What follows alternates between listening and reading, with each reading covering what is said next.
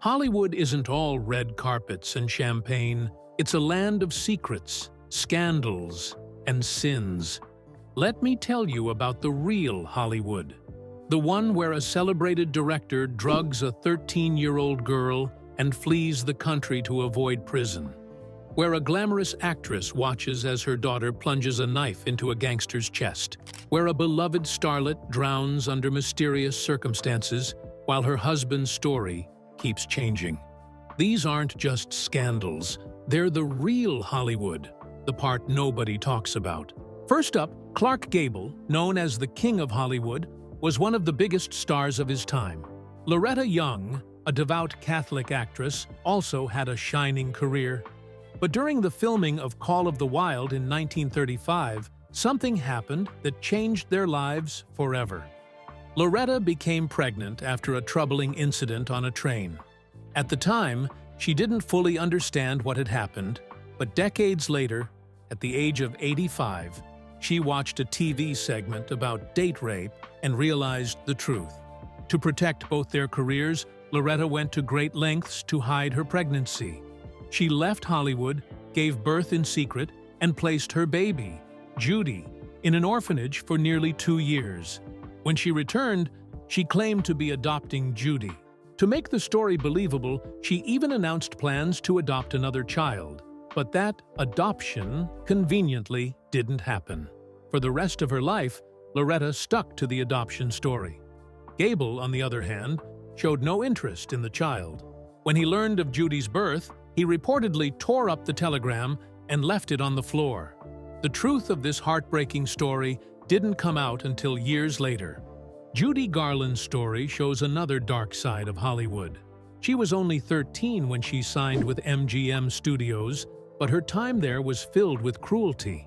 Studio head Louis B. Mayer called her names like Little Hunchback and demanded she stay extremely thin. Her meals were limited to chicken soup, black coffee, and cigarettes. If she tried to eat more, someone would take her food away. The studio didn't stop at controlling her diet. By the time she was 17, they had her on a strict routine of drugs. They gave her pills to keep her awake during long workdays and sleeping pills to knock her out at night. During The Wizard of Oz, they made her wear tight corsets and even strapped down her chest to make her look younger. When she became pregnant at 19, the studio forced her to have an abortion, saying she couldn't have a baby and stay in the business. This control and abuse led to addiction and eating disorders, which followed her for the rest of her life. She died tragically at just 47, after years of struggling with the damage done to her. Another story from Hollywood's past involves Walt Disney, who faced controversy for his actions in 1938. Just after Kristallnacht, a terrible event in Nazi Germany, Disney made the surprising decision to host Leni Riefenstahl, a filmmaker close to Hitler. While most of Hollywood refused to meet with her, Disney welcomed her to his studio. He even gave her a 3-hour tour and showed her how Fantasia was being made. This decision shocked many people. The Hollywood Anti-Nazi League had openly protested her visit, but Disney seemed unbothered. Later, he claimed he didn't know who she was, but that was hard to believe. Riefenstahl was well known, even appearing on the cover of Time magazine as Hitler's Leni. Disney's connection to a group called the Motion Picture Alliance for the Preservation of American Ideals, which had anti-Semitic ties, also added to the controversy. Although Disney quietly donated to Jewish charities and employed many Jewish actors, his meeting with Riefenstahl left questions about his true beliefs. But this next story will cross every limit. Joan Crawford became famous for winning an Oscar for Mildred Pierce, but in the 1920s, her career almost ended before it started.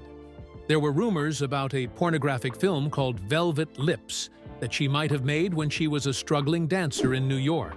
MGM, the studio she worked for, found out about the film and quickly stepped in to help. Eddie Mannix, one of their fixers, was in charge of stopping the scandal. The studio reportedly paid $100,000, worth more than $1.5 million today, to get rid of the film. Mannix used his connections to the mob in Chicago and New York to track down every copy. Some people said that anyone who tried to use the film to blackmail Crawford disappeared. Others believed MGM arranged for accidents to happen to those with copies. One story was about a man who said he had the original film. He died in a suspicious car crash in 1935. Crawford never talked about the film, but her first husband, Douglas Fairbanks Jr., hinted that it might have been real. Later, a former MGM guard claimed he saw the film before it was destroyed, but by then, no one could prove anything. Years after this scandal, Hollywood faced another mystery. George Reeves, famous for playing Superman on TV, died in 1959 from a gunshot to the head. The police said it was suicide, but the details didn't add up. Reeves had been in a long relationship with Toni Mannix, the wife of MGM executive Eddie Mannix. Toni gave him expensive gifts, including the house where he died. But Reeves broke up with her and got engaged to Leonore Lemon, a socialite. After this, people said Toni or Eddie Mannix made threats. The crime scene was strange. There were no powder burns on Reeves's head, which didn't match a suicide. The bullet casing was found under his body, which also didn't make sense. There were other bullet holes in the floor, which suggested a fight. Witnesses in the house, including Leonore, waited 45 minutes before calling the police. They said they were too shocked to act, but their stories changed over time. Some people thought Eddie Mannix might have been involved, but his Hollywood power meant the police didn't investigate him. Reeves's death remains a mystery. Another scandal rocked Hollywood with Gloria Graham, who won an Oscar for The Bad and the Beautiful. She shocked everyone by marrying her former stepson, Anthony Ray. The relationship was strange because Anthony was only 13 when Graham married his father, director Nicholas Ray. People believed she started seeing Anthony when he was 17, while still married to his father. Nicholas reportedly found them together, and they divorced immediately. This scandal ruined Graham's reputation. In 1960, Gloria married Anthony, and the public was outraged. Hollywood studios refused to work with her anymore. Even though she and Anthony stayed married for 14 years and had 2 kids, the damage to her career was permanent. Her life later inspired movies and plays, including film stars Don't Die in Liverpool, about her final years. Moving on, let me tell you about Charlie Chaplin's dark side.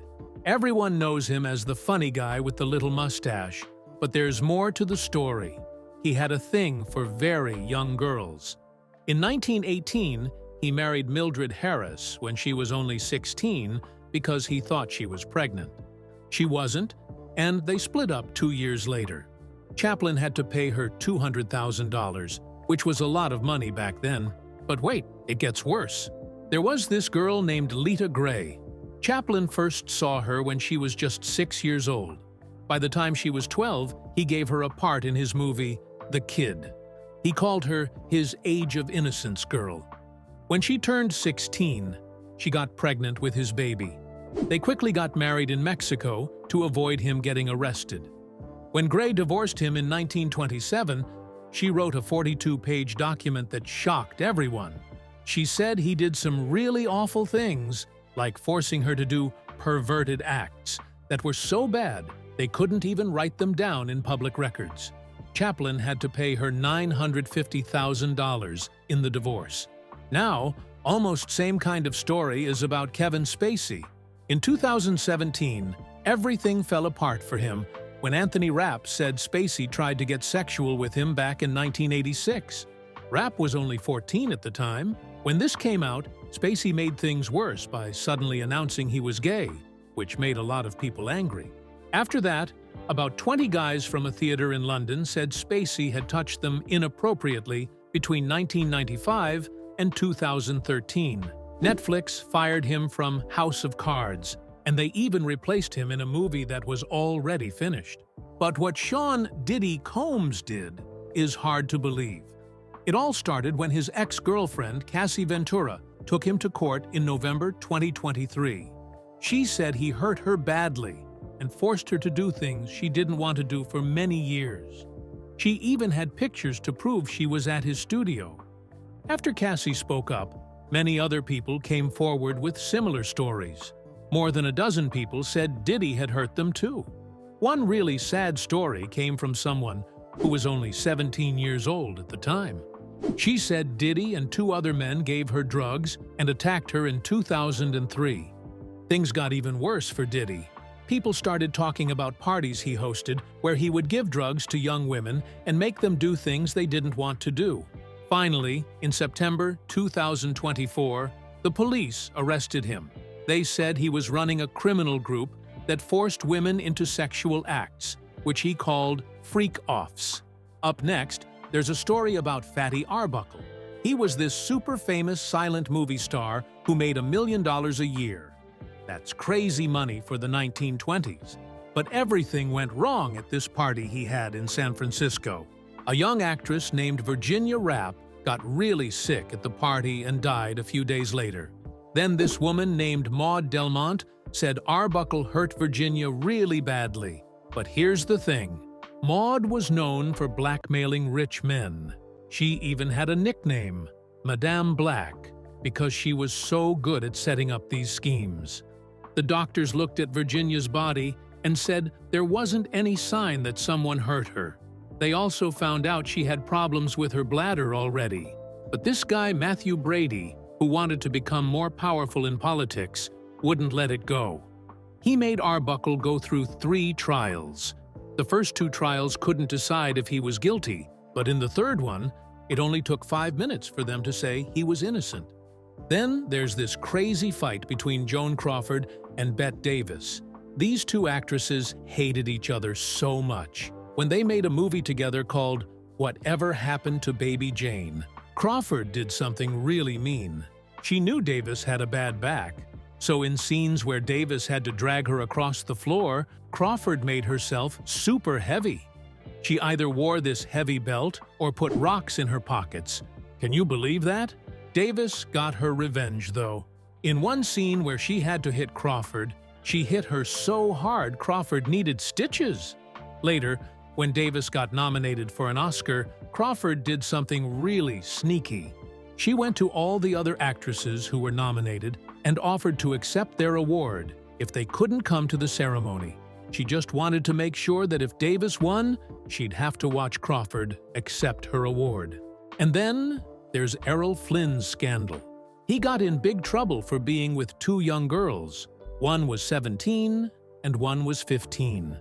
The really shocking part? He had nicknames for them that showed he knew they were too young. He called them JB for jailbait and SQQ for San Quentin Quail. Pretty messed up, right? The trial was like a circus. Flynn's lawyers were really mean to the girls, saying all sorts of bad things about them. But get this, a bunch of his fans made a club to support him. They called it the American Boys Club for the Defense of Errol Flynn, or ABCDEF. The weirdest part? The 9 women on the jury seemed to really like Flynn.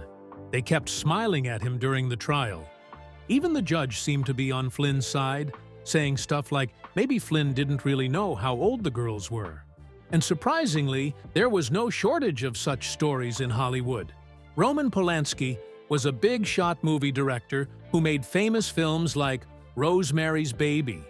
But in 1977, something terrible happened. He was 43 years old when he got arrested for doing horrible things to a 13-year-old girl named Samantha. It happened during a photo shoot at Jack Nicholson's house. Palansky gave the young girl drugs and sexually assaulted her. At first, he said he didn't do it. Then, he made a deal with the court. He would admit to having sex with a minor if they dropped the other charges. But here's where things got weird. The judge was going to break the deal and give Palansky a longer sentence. So what did Palansky do? He ran away to France in 1978 and never came back. Years later, someone found out that the judge had been planning to break the deal all along. But that didn't make what Palansky did any less awful. Speaking of scary Hollywood stories, let me tell you about Johnny Stompanato. He was this really dangerous gangster who worked for an even scarier mobster named Mickey Cohen. Stompanato was dating a famous actress named Lana Turner, but he was really mean to her. He would hit her and threaten her all the time. One night in 1958, things got really bad. Stompanato was yelling at Turner and threatening to hurt her. That's when Turner's 14-year-old daughter Cheryl grabbed a kitchen knife and stabbed him. She said she was just trying to protect her mom. When they had a big court hearing about it, Turner gave this amazing speech about how scary Stompanato was. The court said Cheryl was right to protect her mom. But some people think maybe Turner actually killed Stompanato herself and let her daughter take the blame. Years later, Cheryl wrote a book where she said something even more horrible. Stompanato had been hurting her too. And then there's the really creepy story about Natalie Wood. She was a beautiful actress who drowned one night in 1981. She was on a boat with her husband Robert Wagner and another actor named Christopher Walken. Everyone had been drinking a lot that night. A woman on another boat nearby said she heard someone screaming for help for about 15 minutes, around 11 p.m., but nobody called for help for 4 whole hours. When they found Wood's body, it had weird bruises on it. The story gets even stranger. In 2011, the boat captain said he had lied about what happened that night. By 2018, the police were really suspicious of Wagner. They said he kept changing his story and wouldn't talk to them anymore. They even changed Wood's death certificate to say they weren't sure exactly how she died. Now, let's talk about Clara Bow. She was the original it girl of Hollywood, and everyone loved her. But then, something really bad happened. A tabloid started writing crazy stories about her. The worst one was about her sleeping with the entire USC football team. Can you believe that? The funny thing is, the publisher who wrote these stories ended up in jail because he tried to blackmail her. The football team story was totally made up, but people believed it for years. Sure, Bow liked to have fun. She'd invite the team over to dance and swim in the morning, but that's it. The team always said nothing else happened. The sad part? Hollywood turned its back on her. They wouldn't even let her come to her own movie premieres. Why? Because she talked with a Brooklyn accent and came from a poor family. The rich Hollywood folks didn't like her because she reminded them of their own poor beginnings. Moving on, Woody Allen's story is pretty dark too. In August 1992, his 7-year-old daughter Dylan said he did something terrible to her in the attic of her mom's house in Connecticut. But that's not all. While he was dating Mia Farrow for 12 years, he started seeing her adopted daughter, Soon-Yi Previn. Pretty messed up, right? People found out some creepy stuff, like how Allen would read to Dylan in his underwear and wait on her bed until she woke up. Some doctors from Yale talked to Dylan 9 times and said her story didn't add up. But here's the weird part. They destroyed all their notes after writing their report. When they went to court about custody, the judge wrote 33 pages basically saying Allen was a selfish jerk who couldn't be trusted, but who can forget the mystery around Marilyn Monroe's death. They found her dead in her house on August 5, 1962. The doctors said she probably killed herself with too many pills, but that's where things get interesting. Some people think the Kennedys had something to do with it. Maybe Robert Kennedy wanted to shut her up about their affair. Others blame the CIA, saying they killed her to get back at the Kennedys after that Bay of Pigs mess in Cuba. There's even a story about the mob boss Sam Giancana sending 5 guys to kill her. They supposedly used a washcloth with chloroform and gave her a deadly drug enema.